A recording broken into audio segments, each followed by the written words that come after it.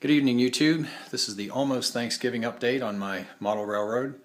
As you can see, I've got a lot of work done here since my last update.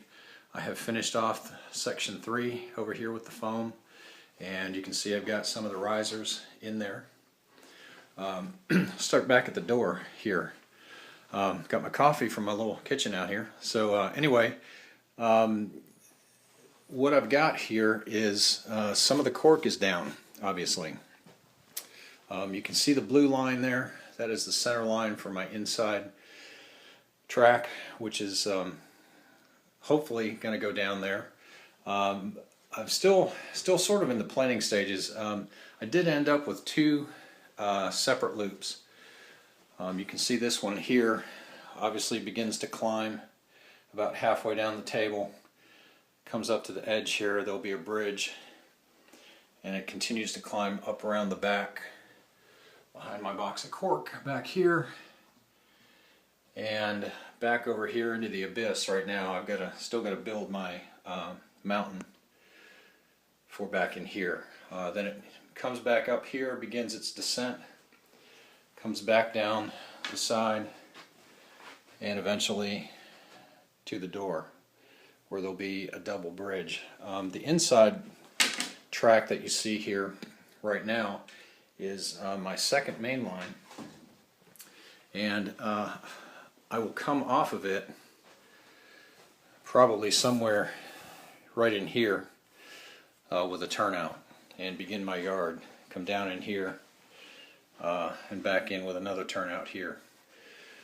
I'm not sure yet exactly how many yard tracks I'm going to have. Maybe the main line plus 3. I think I may start with that just to kind of see how it looks.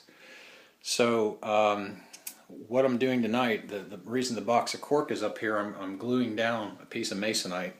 I had an issue here where the foam section in the back was a quarter of an inch lower than this front piece of foam here, and I think it was because when I made the tabletop, I kind of pieced things together to make that top, and I probably didn't get it even as I should have, and it may have a little bit of a dip in it there, but luckily I had some masonite left over from the coffered ceiling project, and it was the exact height that I needed to take up that gap. So what I'm doing there is I'm gluing down the last piece of masonite. It's underneath my box of cork here to hold it down, so I can't finish the cork going up the incline there. I hope I'm not making you dizzy by swinging this camera around, but so anyway, you know, it's going to have two mains. I have constructed some of my buildings. I've got the coal mine here.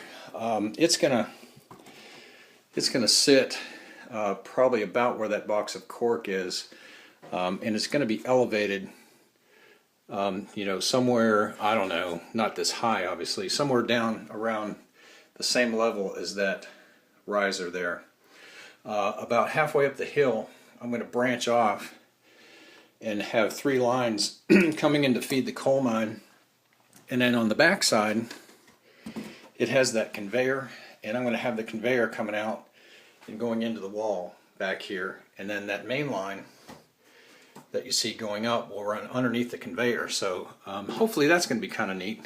I don't know if you can see this in the windows, those muttons, which are the dividers of the panes of glass in there. I actually painted those, and how I did that was with a magic marker.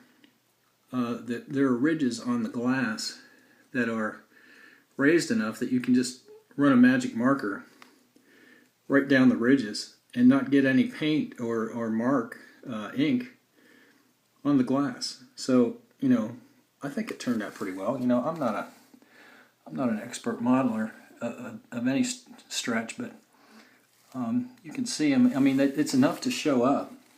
So anyway, enough about my coal mine windows. I've still got the one support to glue under this edge. Let's see what else. I have my single engine facility down here on the floor, which is going to go somewhere in here, I think. What I may do is, if I have a couple of yard tracks in here, I may have another turnout and a spur heading back, you know, this direction, and you know, maybe put that in here somewhere. Another option that I have is to put a 45 in this corner to gain me a little more real estate. You know, I could kind of park it on an angle out here. So, you know, I've got plenty of room in the corners now. The radiuses on my radii, to be exact, on my turnouts here on the outside are 36 inches. And the reason I made those things so wide is because I wanted to make sure for all the intermodal cars and the I've got some 89-foot flats down there, trailer on flat car. The lumber cars are long. I've got 4 of the wood chip hoppers, and I have some auto transports. And I wanted to make sure that my curves, that I could run those things without fear of having them derail. So the outside 2 curves down there are 36 inches. This one here, going back up, I believe is a 34. And over here is another 36. This inside radius here is a 32 coming in here. So it's going to go back here, and then eventually it'll come into a tunnel in the mountain. It'll come through the tunnel. I don't know where. I guess the tunnel probably will end somewhere in here. I don't want it too close to my turnout, but so anyway, that's the idea for that line. And then I've got plenty of real estate over here to run some additional spurs. I have, I think, 14 or 15 buildings that you may remember from the other layout that I'll probably put in this area for my town. Have some of the industries over here, the lumber yard, and then here is going to be my yard. And then back in the corners, you know, I've got room to put non-rail served industries. You know, little shops, cabinet shops, automobile shops. You know, just little industries and stuff that I can sit around in the corners that don't really require rail service. And then keep all of the buildings and all of the industries that require service towards the front of the layout. I found some cork sheet here. Sometimes this stuff is fairly expensive, but I found this at Big Lots, which is it's a discount store here in Tennessee. It may be, I think in other states, it may be known as Odd Lots.